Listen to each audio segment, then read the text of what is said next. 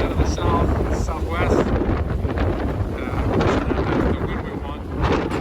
It's kind of pushes all the boats against the dock or away from the dock. Tide, all that water, it's not really high tide, is the wind pushing the water into the basin.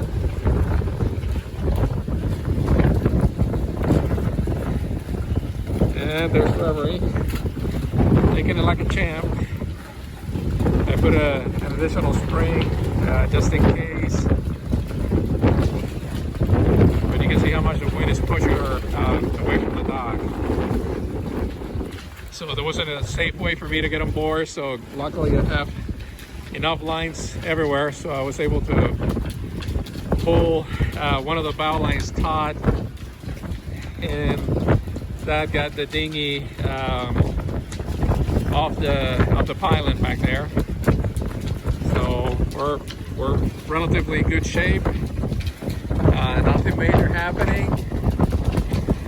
So we just have to. All of this will be over in a couple of hours, and the wind will clock around from the northwest, which will bring a lot of cool air down, and it'll settle things on the basin because we're protected from the northwest side. So just have to kind of keep an eye out.